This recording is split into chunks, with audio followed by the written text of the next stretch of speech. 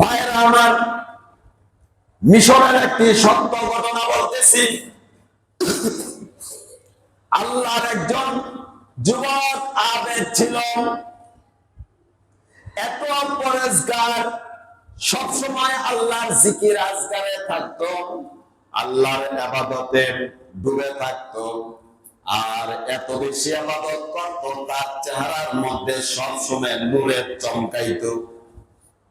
চেহারার মধ্যে কি নূরের চমকাইতো। দেখবেন নামাজি ব্যক্তির চেহারা একরকম, আর বেনামাজির চেহারা আরেক রকম, ঠিক কিনা?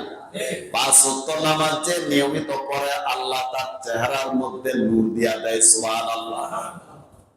আল্লাহর আবেদ মিশরের একটি মসজিদের মধ্যে মিনারে দাঁড়ায়া 5 ওয়াক্ত সালাতের পূর্বে আযান দিত। কি দিত? আযান দিত। আগের জামানায় তো মসজিদের মতো মাইকের সিস্টেম ছিল না। উঁচু মিনারের মধ্যে মানুষ গিয়ে আযান দিত, তার আওয়াজটা চতুর্দিকে ছড়ায়া যাইত। আওয়াজটা কি? চতুর্দিকে ছড়ায়া যাইত। ভাইরা আমার, আল্লাহর আবেদ মসজিদের মিনারে দাঁড়ায়া আযান দিত। একদিন মসজিদের মিনারের উপরে গেছে আযান দেওয়ার জন্য। আযান যখন দিতে গেছে, হঠাৎ করে মসজিদের পাশে একটি বাড়ি ছিল খ্রিস্টানদের কাদের। খ্রিস্টান ওই বাড়ির মধ্যে তাকায় দেখে একজন সুন্দরী নারী। ওই নারীকে দেখে সে ওই নারীর সৌন্দর্য দেখে পাগল হয়ে গেছেন। আযান দিয়া তারপর দৌড়াইয়া ওই খ্রিস্টানের বাড়ির ভিতরে ঢুকে গেছেন। ঢুকে গিয়ে ওই মেয়েকে ডাক দিয়া বলতেছে, তোমাকে আমার ভালো লাগছে, তোমাকে আমি বিবাহ করতে চাই। ওই মেয়ে তাকে বলেন, তুমি তো মুসলমান, আমার পিতা কোনোদিন এটা মেনে নিবে না। আমার পিতা এটা কোনোদিন কি মেনে নিবে না। এবার ওই যুবক বলতেছে, আমি খ্রিস্টান হয়ে যাব। নাউজুবিল্লাহ। কি হয়ে যাব? খ্রিস্টান হয়ে যাব। এই কথা বলে ওই যুবক খ্রিস্টান হয়ে গেল। তারপর ওই মেয়ের পিতার কাছে প্রস্তাব দিল। এবার ওই মেয়ের বাপ সেই প্রস্তাব গ্রহণ করলো, নিজের ঈমান নিজে শেষ করে দিল। নাউজুবিল্লাহ। তারপর ওই খ্রিস্টান তার মেয়ের সাথে ওই মুসলমান এখন হচ্ছে খ্রিস্টান, দুইজনকে বিবাহ দিয়া দিল। বিবাহ হয়ে গেল। বিবাহ হয়ে যাওয়ার পর কোন কাজের জন্য ওই যুবকটা, তার যেদিন বাসর ঘর হবে, বাড়ির ছাদে গেছে কোন এক কাজে। ছাদে যাওয়ার পর পা পিছলে হঠাৎ ছাদ থেকে পড়ে খ্রিস্টান অবস্থায় দুনিয়া থেকে বিদায় নিয়ে চলে গেল। মুসলমান যদি থাকতো, ঈমান থাকতো, আর ঈমান নিয়ে যদি মারা যাইতো, তাহলে সে কোনো না কোনোদিন জান্নাতে যাইতে পারতো। কিন্তু মুসলমান হওয়ার পর যখন খ্রিস্টান হয়ে গেল, খ্রিস্টান হইয়া যখন মৃত্যুবরণ করলো, নিজের জাহান্নাম চিরস্থায়ী বানায়া লইল। কথা বলেন ঠিক না? ঈমান নিয়ে কবরে যাইতে পারবে এর কোন নিশ্চয়তা আছে? কোন নিশ্চয়তা নাই। কার ঈমান কবরে নিয়ে যেতে পারবে এর কোন নিশ্চয়তা নাই। এই জন্য ভাইরা আমার, গুনাহ মুক্ত থাকতে হবে। কি মুক্ত থাকতে হবে? যদি গুনাহ মুক্ত জীবন করতে না পারি, তাহলে কিন্তু বেঈমান হইয়া মৃত্যুবরণ হওয়ার সম্ভাবনাই বেশি। কথা বলা ঠিক কিনা? এই জন্য ভাইরা আমার, বেশি বেশি করে আল্লাহ পাকের দরবারে ইস্তেগফার করব। কি করব? গুনাহ করে ফেলেছি, সাথে সাথে ইস্তেগফার করে ফেলি। কথা বলেন ঠিক কিনা? এই জন্য ভাইরা আমার, আল্লাহ পাকের কাছে বেশি বেশি করে মুনাজারি করতে হবে।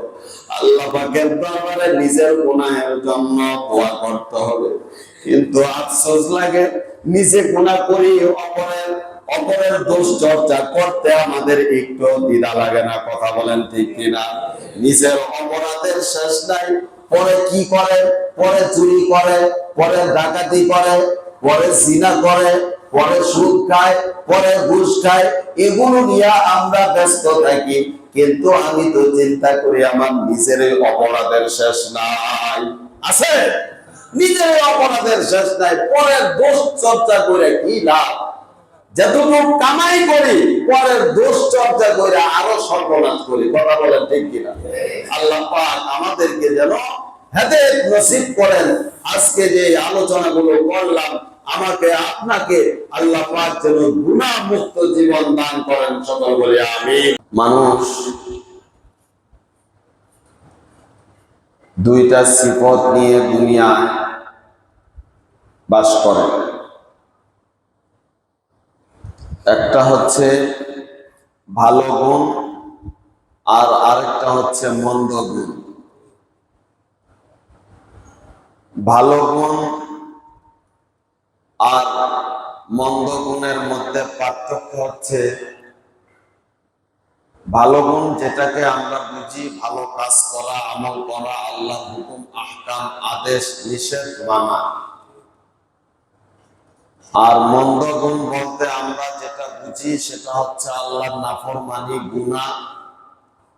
আল্লাহ যেই কাজ করলে বান্দার উপরে নারাজ হয়, বান্দাও আল্লাহর নাফরমানিতে লিপ্ত থাকা, অন্যায় অনাচার, জিনা ব্যভিচার, হত্যা, তারপর নানান ধরনের গুনাহের কাজে লিপ্ত থাকা, এটা হচ্ছে মন্দ কাজ। মানুষের মধ্যে এই দুইটা জিনিসই পাওয়া যায়। যার মধ্যে ভালো গুণ থাকবে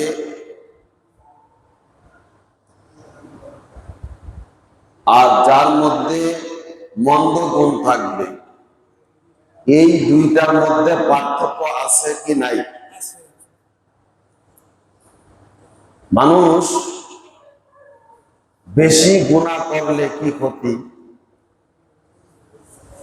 গুনায় সবসময় লিপ্ত থাকলে কি ক্ষতি? একটা গুনাহ করার পর বারংবার সেই গুনাহটা করা, এর দ্বারা নিজেই ক্ষতিগ্রস্ত হচ্ছে। আমরা জানার পরেও গুনায় লিপ্ত হয়ে যাই।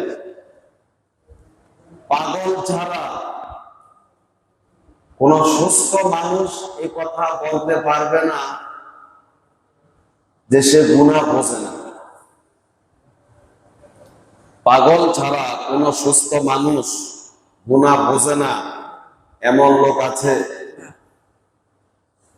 যদি কোন সুস্থ মানুষ এই কথা বলে যে আমি গুনাহ বুঝি না, অন্যায় কি বুঝি না, তাহলে বুঝতে হবে তাকে কোনো মেন্টাল ডাক্তারের কাছে চিকিৎসা নিতে হবে। সুস্থ থাকার পরও বলতেছে যে গুনাহ কি জিনিস আমি বুঝি না। ভাইরা আমার, এই গুনাহ আলোচনা আল্লাহ রাসূল সাল্লাল্লাহু আলাইহি সাল্লাম যেভাবে করেছেন, সাহাবী কেরামের সামনে আল্লাহ তাআলা তৌফিক দিলে আল্লাহ রাসূলের কিছু কথা আপনাদের মাঝে পেশ করব। আল্লাহ পাক আমাদের উভয়কে যেন আমল করার তৌফিক দেন। সকলে বলি আমিন। আল্লাহ রাসূলের একটি হাদিস, আল্লাহ রাসূল বলেন, লাইসা বাইনাল আবদি ওয়াল কুফরি ইল্লা তারাকাস সালাহ। মানুষ আর কুফরের মধ্যে পার্থক্য হচ্ছে নামাজ ছেড়ে দেওয়া। কি ছেড়ে দেওয়া? নামাজ ছেড়ে দেওয়া। বাইনাল আবদি ওয়াল কুফরি তারাকাস সালাহ। আরেক হাদিসে আসছে মানুষ আর কুকুরের মধ্যে শুধু পার্থক্য নামাজ। শুধু পার্থক্য কি? নামাজ। হাদিসে পাকের মধ্যে বারবার যে জিনিসটা বলা হয়েছে যে নামাজ যে ছেড়ে দিল সে কুফরি করল। নামাজ যে ব্যক্তি ছেড়ে দেয় তাকে কুকুরের সাথে তুলনা করা হয়েছে। এই কথাটা কি সহজ না কঠিন? জোরে বলেন। ভাইয়েরা আমার, শুধু তাই নয়, আল্লাহর রাসূল সাল্লাল্লাহু আলাইহি সাল্লাম আরেক হাদিসে বলেছেন, মান তারাকাল জুমআতা সালাসান তুবিআ আলা কলবি। অর্থাৎ যে নাকি পরপর 3টা জুমা ছেড়ে দিল, কয়টা? তার কলব মোহরে আবদ্ধ হয়ে যায়। নাউজুবিল্লাহ। তার কলবের মধ্যে মোহর মেরে দেওয়া হয়। কি মেরে দেওয়া হয়?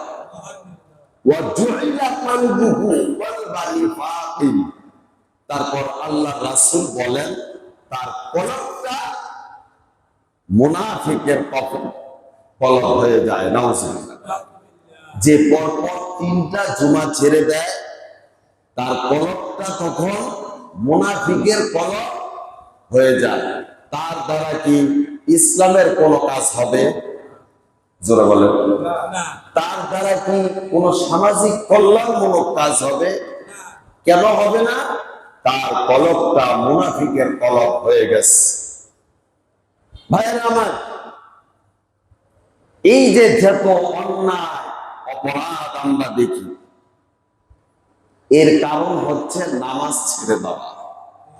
এর কারণ কি? নামাজ ছেড়ে দিলে এর কি ভয়াবহতা আজকে আমরা শুনবো ইনশাআল্লাহ। ভাইয়েরা আমার,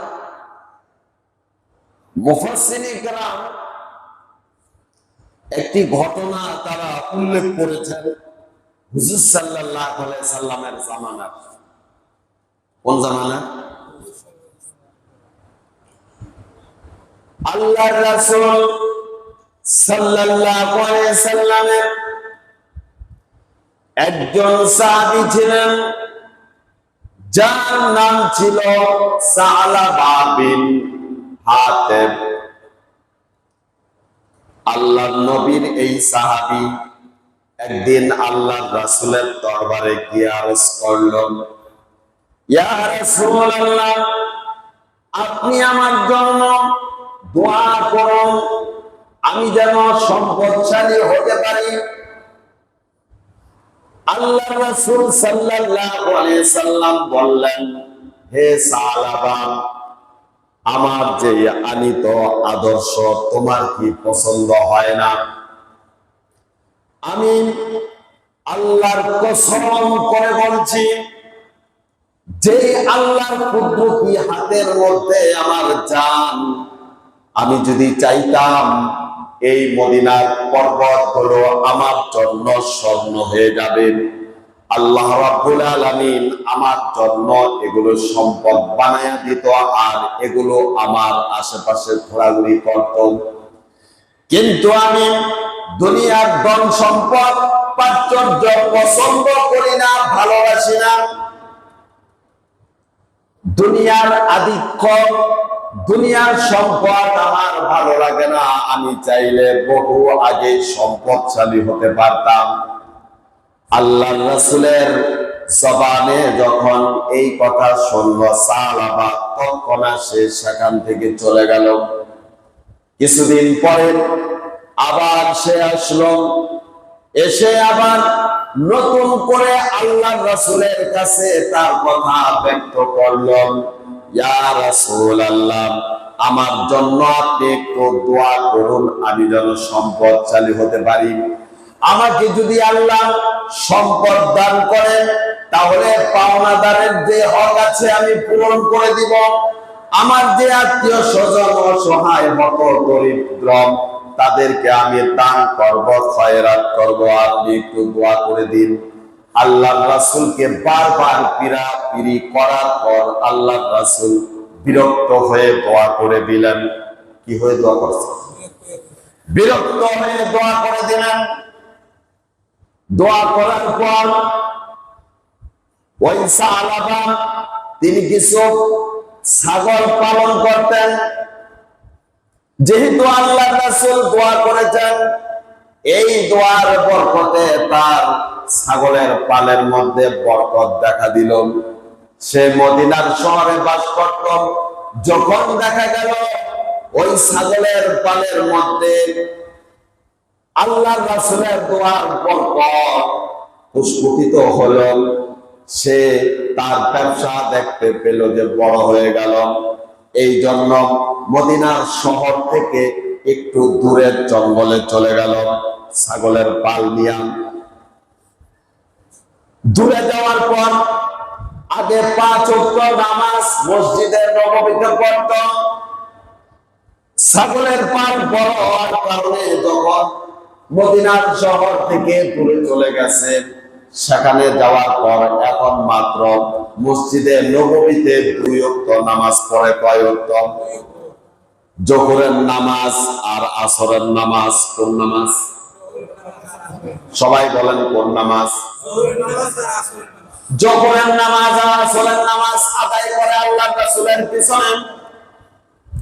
তারপরে দেখা গেল সেখানেও ছাগলের পালের মধ্যে আল্লাহর রাসূলের দোয়া অনুযায়ী আরো বড় হয়ে গেল, ব্যবসা আরো বড় হয়ে গেল।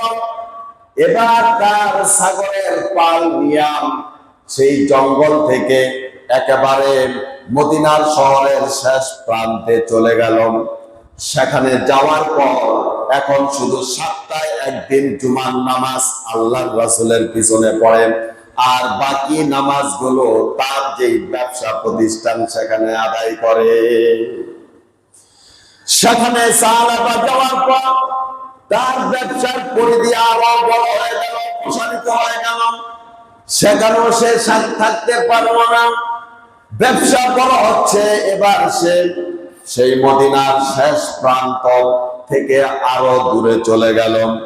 আগে তো দেখা গেছে 2 ওয়াক্ত নামাজ পড়তাম, তারপরে দেখা গেল শুধু সপ্তাহে জুমার নামাজ আদায় করতাম। আরো দূরে যখন চলে গেল, এখন আর সপ্তাহেও আসতে পারে না। জুমার নামাজও কি এখন পড়তে পারে না মসজিদে নববীতে। একদিন সাহাবী কেরামদেরকে আল্লাহর রাসূল সাহাবাদের সম্পর্কে প্রশ্ন করলেন, হে আমার সাহাবীরা, সাহাবাকে তো দেখা যায় না মসজিদে নববীতে। সাহাবী কেরাম আল্লাহর রাসূলকে ব্যক্ত করলেন তার ব্যবসার পরিধি এত বড় হয়েছে, সে এখন মদিনার শহরের দূরবর্তী শেষ সীমানায় ছিল, সেখানেও সে থাকে না, আরো দূরে চলে গেছে। দূরে যাওয়ার কারণে, ব্যবসা বেড়ে যাওয়ার কারণে সে এখন আর ইয়া রাসূলুল্লাহ আপনার পিছনে নামাজ পড়তে আসতে পারে না। আল্লাহর রাসূল সেদিন আফসোসের সহিত বলেছিল, ইয়া সালাবা ওয়াইহা ইয়া সালাবা। সালাবার জন্য আফসোস, সালাবার জন্য আফসোস। আল্লাহর রাসূল খুব আফসোস নিয়ে বলল, এই সালাবাকে আল্লাহর রাসূল বলেছিল যে আল্লাহর রাসূল দুনিয়ার ধন সম্পদ পছন্দ করে না, কারণ দুনিয়ার বেশি ধন সম্পদে মানুষকে আল্লাহ বিমুখ করে দেয়। সত্য না মিথ্যা? সত্য না মিথ্যা? কিন্তু সাহাবা আল্লাহর রাসূলের কথা শুনেন নাই।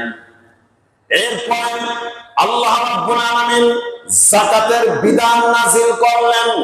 কিসের? যাকাতের বিধান নাযিল করলেন। আল্লাহর রাসূল সাহাবী কেরামদেরকে বললেন যাকাতের উসুল আদায় করার জন্য। যারা সম্পদশালী, যাদের কাছে অর্থ আছে, তারা অর্থের যাকাত দিবে। যাদের কাছে স্বর্ণ আছে, স্বর্ণের যাকাত দিবে।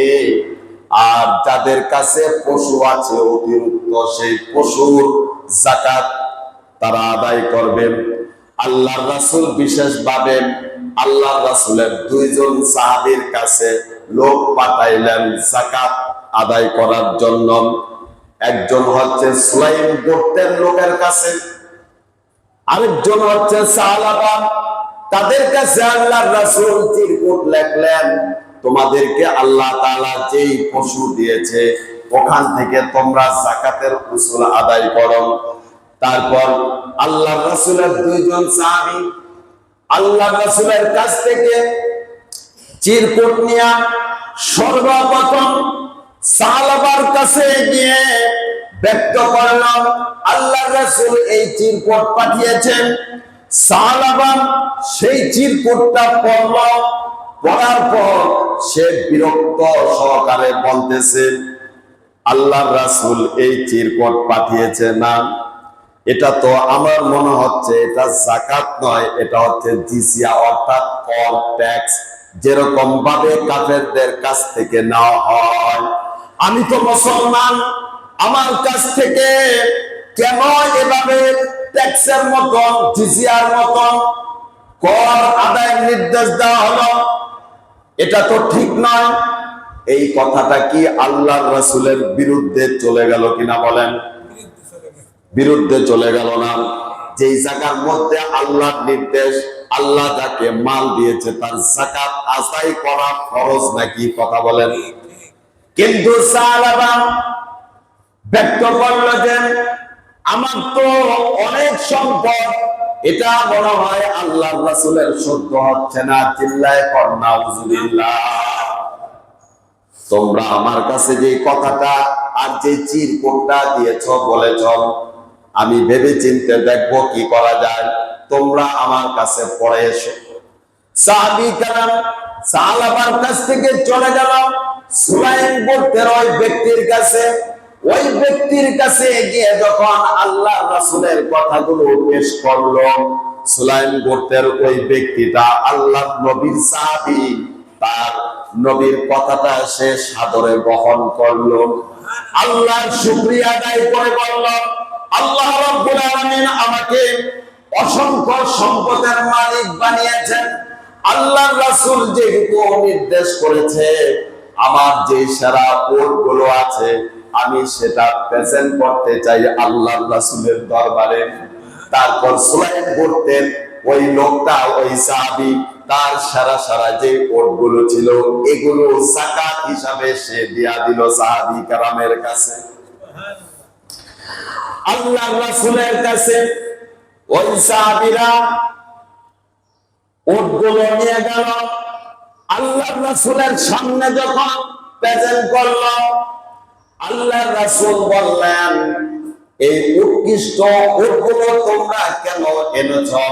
যাকাতের বিধান হচ্ছে মধ্যম আকারের পশু দিয়া যাকাত আদায় করবে। এগুলো তো দেখা যাচ্ছে বড় বড় উট, এগুলো লাগবে না, এগুলো ফেরত দিয়া ওই সাহাবীকে বলবা যেন মধ্যম আকারের যে পশুগুলো আছে এগুলো দিলেই যাকাত আদায় হয়ে যাবে, যাকাত আদায় হয়ে যাবে। আবার সাহাবী কেরাম ওই উৎকৃষ্ট উটগুলো নিয়া সুলাইম গোত্রের ব্যক্তির কাছে গেলেন, গিয়া বললেন, আল্লাহর রাসূল বলেছে এগুলো রেখে আপনার পালের মধ্যে যে মধ্যম আকারের উটগুলো আছে এগুলো দিলেই যাকাত আদায় হয়ে যাবে, আপনি যে উটগুলো দিয়েছেন এগুলো লাগবে না। তারপর সুলাইম গোত্রের লোক বলেন, আমি তো নিজের ইচ্ছা মতন আল্লাহর হুকুম পালনের জন্য উৎকৃষ্ট উট দিয়েছি, আমার মন থেকে এগুলো নিয়েছি, আপনারা গ্রহণ করুন। কন্যা সুবহানাল্লাহ। তারপর সাহাবী কেরাম আবার ওই সাহাবার কাছে গিয়ে বললাম, যে আল্লাহর রাসূল আমাদেরকে যাকাতের উসুল আদায়ের জন্য আপনার কাছে পাঠিয়েছে। আবার সাহাবা বলল যে দেখি তোমাদের কাছে যে চিরকুটটা আছে আমাকে আবার দেখাও। আবার সাহাবা সেই চিরকুটটা পড়ল, পরে বলল, আমার সম্পদ দেখে মনে হয় আল্লাহর রাসূলের সহ্য হয় না, নাউযুবিল্লাহ। এটা তো কোনো যাকাত নয়। আমি মুসলমান হয়ে কেন কাফেরদের মতো জিজিয়া ট্যাক্স দিব? নাউজুবিল্লাহ। এই কথা বলে চিরকুটটা আবার ফেরত দিয়ে দিল। সাহাবী کرام খালি হাতে আল্লাহর রাসূলের দরবারে গেলেন, গিয়ে বললেন, ইয়া রাসূলুল্লাহ, সাহাবার কাছে যখন আমরা গিয়েছি আর আপনার দেওয়া যে চিরকুটটা তার কাছে আমরা যখন দিয়েছি, এই চিরকুটটা পড়ে সে এই সমস্ত মন্তব্য করেছে। আল্লাহর রাসূল বিশ্বনবী সাল্লাল্লাহু আলাইহি ওয়াসাল্লাম দেখা পেলেন, কি পেলেন? আমি পাঠিয়েছি আল্লাহর হুকুম যাকাত আদায় করতে হবে, আর সাহাবা আমার চিঠির উপরে এই মন্তব্য করে এই কথা বলে সে ফেরত পাঠিয়ে দিল। আল্লাহর রাসূল সেদিন তার দিলের মধ্যে অনেক কষ্ট পাইছেন, আর কষ্ট পেয়ে 3 বার একটা শব্দ বলেছেন। কয়বার বলেন? বলেন কয়বার? ইয়া আল্লাহ, ইয়া ওয়াইহা সালাবা, ইয়া ওয়াইহা সালাবা, ইয়া ওয়াইহা সালাবা। আফসোস সালাবার জন্য, সালাবা ধ্বংস, সালাবা ধ্বংস। আল্লাহ রাসূল সাল্লাল্লাহু আলাইহি ওয়াসাল্লামের পবিত্র জবান মোবারক দিয়া তার জন্য যদি না দোয়া করত, আল্লাহ তাকে কবুল করে নিতেন। কন্যা সুবহানাল্লাহ। আর আল্লাহ রাসূলের জবান মোবারক দিয়া যদি বদদোয়া বের হয়ে যাইতো, ওটার সাথে সাথে কবুল হয়ে যাইতো, ওটার সাথে সাথে কবুল হয়ে যাইতো। তারপর ওই সুলাইম গোত্রের ব্যক্তির দানের প্রীতি বদান্যতা দেখে আল্লাহ রাসূল এত খুশি হইলেন। ওই সুলাইম গোত্রের ব্যক্তির ওই সাহাবীর জন্য আল্লাহ রাসূল প্রাণ খুলে দিল খুলে দোয়া করলেন। আল্লাহ সুলাইম গোত্রের ব্যক্তিটা আল্লাহ যাকাত আদায় করলো, তার উপরে তোমার রহমত নাযিল করো। সুবহানাল্লাহ। তার ধনের মধ্যে সম্পদের মধ্যে আল্লাহ তুমি বারাকাত নাযিল করো। আল্লাহ তার নেক হায়াত তুমি দান করো। আল্লাহর রাসূল এইভাবে সুলাইম গোত্রের ওই ব্যক্তির জন্য দোয়া করলেন। আর সাহাবার জন্য আল্লাহর রাসূল আফসোস ছাড়া আর কিছুই করলেন না। আফসোস ছাড়া কি কিছুই করলেন না। আর শাহজাহানের মালিক বরদাস্ত করতে পারলেন, আল্লাহু আকবার, বরদাস্ত করতে পারেন নাই। আল্লাহ রাব্বুল আলামিন এই ঘটনাটা কুরআনুল কারীমের মধ্যে লিপিবদ্ধ করে দিয়েছেন। কুরআনুল কারীমের মধ্যে কি করে দিয়েছেন? লিপিবদ্ধ করে দিয়েছেন। এই জন্য ইলা ইয়াউমিল কিয়ামা, অর্থ কিয়ামত পর্যন্ত যত মানুষ আসবে এই সালাবা থেকে শিক্ষা নেবে। এই সালাবা থেকে কি শিক্ষা নেবে? ওয়ামিনহুম মান আহাদাল্লাহ, আল্লাহ পাক বলেন ওয়ামিনহুম মান আহাদাল্লাহ, তোমাদের মধ্যে এমন কিছু লোক আছে যারা নাকি আল্লাহ পাকের কাছে ওয়াদা করেছিল, অঙ্গীকার করেছিল, তাদেরকে যদি আল্লাহ রাব্বুল আলামিন সম্পদ দান করে তাহলে তারা আল্লাহর রাস্তায় দান করবে। আল্লাহর রাস্তায় কি করবে? দান করবে। আত্মীয় স্বজন, অপদরিদ্র যারা গরিব মানুষ তাদেরও হক আদায় করবে, তাদেরও কি হক আদায় করবে। কিন্তু আল্লাহ রাব্বুল আলামিন যখন সম্পদ দান করলো, আল্লাহ এবং আল্লাহর রাসূলের কাছ থেকে মুখ ফিরিয়ে নিল। আল্লাহ এবং আল্লাহর রাসূলের কাছ থেকে কি মুখ ফিরিয়ে নিল। এই মুখ ফিরানোর পরিণাম কি হলো? আল্লাহ তাআলা বলেন ফাআতাকুম নিফাকুম ফি কুলুবিহিম, যার ফলে আল্লাহ রাব্বুল আলামিন তার কলবের মধ্যে নিফাক অর্থাৎ মুনাফিকি আরো দৃঢ় করে দিলেন। নাউজুবিল্লাহ। যেটাকে আল্লাহ কোন আল্লাহ রাসূলের কাছ থেকে মুখ ফিরিয়ে নেয়, তার কলমটা আল্লাহ রাব্বুল আলামিন মুনাফিকি দিয়া দৃঢ় করে দেন, যার ফলে তার আর হেদায়েতের সৌভাগ্য থাকে না, তওবার সৌভাগ্য থাকে না। তওবার কি থাকে? সৌভাগ্য থাকে না, ধ্বংস। বলেন তো কি? ধ্বংস।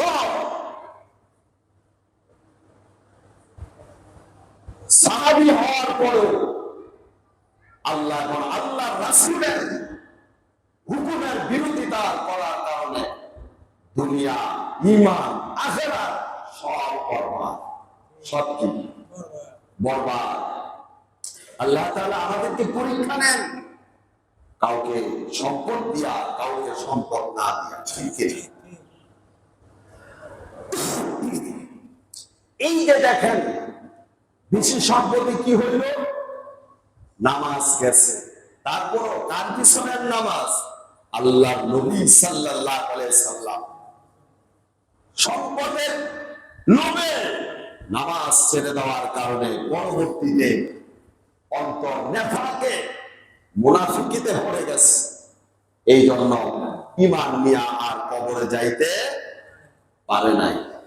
ভাইরা আমার, আল্লাহ রাসূল সাল্লাল্লাহু আলাইহি সাল্লামের হাদিস, যখন একটা মানুষ গুনাহ করে, কি করে? তাহলে তার কলবের মধ্যে একটা স্পট, একটা দাগ পড়ে, কালো দাগ। কলবের মধ্যে কি পড়ে? কালো দাগ পড়ে। আল্লাহ রাসূল বলতেছে, আল্লাহ রাসূল তারপরে বলেন, যখন কোন আল্লাহর গোলাম বা কোন বান্দা বান্দি অপরাধ করে ফেলে, একটি গুনাহ করে, তার কলবের মধ্যে দাগ পড়ে যায়। গুনাহ করার পর যখন সে ইস্তেগফার করে, তওবা করে, সাথে সাথে ওই স্পটটা মুছে যায়, গুনাহটা মাফ হয়ে যায়। কন্যা সুবহানাল্লাহ। তারপর আল্লাহ রাসূল এই হাদিসের মধ্যে আরো ব্যক্ত করেছেন, মানুষ যদি বারবার গুনাহ করতে থাকে, তাহলে কলবের মধ্যে কালিমা লেপন হয়। কি লেপন হয়? এমন ভাবে লেপন হয়, আল্লাহ তাআলা তার কালামে বলেছেন, কাল্লা বাল রানা আলা কুলুবিহিম মা কানু ইয়াকসিবুন। কখনোই সম্ভব নয় জাহান্নাম থেকে পরিত্রাণ পাওয়া, যাদের কলবের মধ্যে গুনাহের মরিচিকা পড়ে গেছে। যাদের কলবের মধ্যে কি পড়ে গেছে? গুনাহের মরিচিকা পড়ে গেছে, আবরণ পড়ে যায়। আর যখন গুনাহ করতে থাকে, ওই ব্যক্তি এই গুনাহ অবস্থায় যদি মারা যায়, তার ওই জাহান্নাম থেকে আর কোন পরিত্রাণের পথ থাকে না। নাউজুবিল্লাহ। গুনাহ করলে অন্তর মরে যায়, আল্লাহর কালাম তার প্রমাণ। গুনাহ করলে অন্তর কি মরে যায়। মরে যাওয়ার পর দেখবেন ওয়াজ, নসিহত, কোরআন, হাদিসের কথা তার ভালো লাগে না। তার কি লাগে না? ভালো লাগে না। বুঝতে হবে, যদি কোরআন হাদিসের কথা আপনার যদি শুনতে মন চায় না, ভালো লাগে না, বুঝবেন আমি হয়তো গুনাহগার, আমার কলব মরে গেছে। আমার কলব মরে গেছে, যে কারণে কোরআন হাদিসের কথা শুনতে মজা লাগে না। কোরআন হাদিসের কথা কি মজা লাগে না? তাহলে তাদের পরিণাম কি হবে? তাহলে তো সে তার কলবে আল্লাহ তাআলা মোহর মেরে দেন। কি মেরে দেন? অত্যন্ত ভয়াবহ। গুনাহ করতে করতে মানুষ এক পর্যায়ে তার কলবটায় এমন ভাবে ক্ষত বিক্ষত করে, আল্লাহ রাব্বুল আলামিন তার কলবের মধ্যে মোহর মেরে দেন। আল্লাহ যেন আমাদেরকে হেফাজত করেন, সকল বলি আমিন। আল্লাহ কেমনে মোহর মারেন তাও আল্লাহর কালামে পাকের মধ্যে আল্লাহ এভাবে ব্যক্ত করেছেন, আফারাআইতা মান ইত্তাখাযা ইলাহু হাওয়াহু ওয়া আদাল্লাহু আল্লাহু আলা ইলমিন ওয়া খাতামা আলা বাসিরিহি ওয়া খাতামা আলা সামি'iহি ওয়া কলবিহি ওয়া জা'আলা আলা বাসিরিহি গিশাওয়াতান ফামান ইয়াহদিহি মিন বাদিল্লাহি আফালা তাযাক্কারুন। আল্লাহ রাব্বুল আলামিন তার নবীকে বলছেন, তুমি কি দেখো নাই যে ব্যক্তি তার নিজের খেয়াল খুশিকে ইলাহ বানিয়ে নিয়েছে। কিছু মানুষ দেখবেন নিজের মতন করে চলাফেরা পছন্দ করে, আছে না নাই? নিজের সুবিধা মতন কোরআন হাদিসের আমল করে, আছে না নাই? মন চাইলে নামাজ পড়ে, মন না চাইলে নামাজ পড়ে না। মন চাইলে সুন্নত আদায় করে, মন না চাইলে সুন্নতের ধারে কাছেও নাই। এমন মানুষ আছে না নাই? মন চাইলে রোজা রাখে, মন না চাইলে রমজান মাসে রোজা রাখে না। এটা হচ্ছে তার নিজের গোলামি করা। এই জন্য আল্লাহ রাব্বুল আলামিন বলে দিয়েছে, যারা নিজের খেল খুশিকে ইলাহ বানিয়ে নিয়েছে তাদেরকে আল্লাহ রাব্বুল আলামিন সৎ জ্ঞান দেওয়ার পরেও আল্লাহ রাব্বুল আলামিন তাদেরকে পথভ্রষ্ট করে দিয়েছেন। তাদের সব জ্ঞান আছে, দুনিয়ার সব কিছু দেখবেন বোঝে, হিসাব কিতাব যাকাত সম্পত্তি সব বুঝতেছে, কিন্তু ইসলামের বেলায় অন্ধ। কথা বলেন ঠিক কিনা? শুধু তাই না, আল্লাহ রাব্বুল আলামিন বলেন, তাদেরকে আমি কলব দিয়েছি, সেই কলবের মধ্যে এবং তাদের কানের মধ্যে আল্লাহ সিলমোহর এঁটে দিয়েছেন। কি মেরে দিয়েছেন? সিলমোহর মেরে দিয়েছেন। আল্লাহ রাব্বুল আলামিন তাদেরকে যেই চক্ষু দান করেছে, ওই চক্ষুর মধ্যে আল্লাহ আবরণ দিয়ে দিয়েছেন, যা চোখ থাকতো দেখতো সে অনেক কিছু দেখতে পারে না। সুতরাং আল্লাহ রাব্বুল আলামিন তাকে গোমরাহ করে দিয়েছেন, কেউ তাকে হেদায়েত দিতে পারবে না। পারবে? তারপর আল্লাহ বলেন, মিন বাদিল্লাহি আফালা তাযাক্কারুন। এই বর্ণনার পরও কি তোমরা উপদেশ গ্রহণ করবা না? এই বর্ণনার পরও কি তোমরা আল্লাহর উপদেশ গ্রহণ করবে? আফসোস, নিজের জন্য আফসোস। আল্লাহ বলেন, এমন কোন কথা আছে আল্লাহ গোপন রাখছে? কথা বলেন, আল্লাহ কোন কথা গোপন রেখেছেন? গোপন রাখেন। এই জন্য ভাইয়েরা আমার, নিজের খেয়াল খুশিকে ইলাহ বানানো যাবে না। বলেন তো আমাদের ইলাহ কে? চিৎকার দিয়া কোন আমাদের ইলাহ কে? তাহলে আমাদের কার হুকুম মানতে হবে? আল্লাহর হুকুম মানতে হবে, কোন মানুষের হুকুম মানা যাবে না। ওয়া'বুদুল্লাহ ওয়ালা তুশরিকু। আল্লাহ রাব্বুল আলামিন বলেন, মানুষ শুধু একমাত্র কার ইবাদত করবে? আল্লাহর ইবাদত করবে, কিন্তু আল্লাহর সাথে কাউকে শিরিক করবে না। এটা কার নির্দেশ? চিৎকার দিয়া কোন কার নির্দেশ? আর যদি ভাইরা আমার কলবে যদি আল্লাহ রাব্বুল আলামিন সিলমোহর মেরে দেয়, এর একটা ছোট্ট উদাহরণ দিয়ে আজকের আলোচনা শেষ করে দিব। আল্লাহ রাব্বুল আলামিন অনেক সময় দেখবেন অনেকের অপমৃত্যু হয়। কথা কয়, হঠাৎ একটা মানুষ চলাফেরা করতেছে, হঠাৎ শোনা গেল মানুষটা মারা গেছে। হঠাৎ মৃত্যু ভালো নয়। বলেন, হঠাৎ মৃত্যু কি ভালো নয়? কোন প্রস্তুতি নাই, কোন কাজই করতে পারে নাই, হঠাৎ দেখবেন একটা মানুষ মরে যায়। সকালে কথা বলছে, বিকালে খবর আসছে লোকটা দুনিয়ায় নাই। ঘর থেকে বের হয়েছে, রাস্তায় বা আপনার ব্যবসা করতে গিয়ে বা দোকানে গিয়ে বা কাজ করতে গিয়ে সেই জায়গার মধ্যে স্ট্রোক বা অ্যাক্সিডেন্ট হয়ে মারা যায়। এজন্য হঠাৎ মৃত্যু ভালো নয়। হঠাৎ মৃত্যু ভালো নয়। আল্লাহ পাকের কাছে সবসময় কামনা করবেন আল্লাহ পাক যেন সকলকে খাতামা বিল খায়ের দান করে, আল্লাহ পাক যেন আমাদেরকে উত্তম কল্যাণমূলক মৃত্যু দান করেন, আমিন বলেন। হঠাৎ মৃত্যু থেকে আল্লাহ পাকের কাছে পানাহ চাইতে হবে। হঠাৎ মৃত্যু হলে কিসের আশঙ্কা থাকে? হঠাৎ মৃত্যুর কারণে বেঈমান হইয়া মারা যাওয়ার আশঙ্কাই বেশি থাকে। তওবা নাই, নামাজ নাই, কিচ্ছু নাই, কোনো প্রস্তুতি নাই, মারা গেছে। এরকম হয় কিনা? হয় কিনা?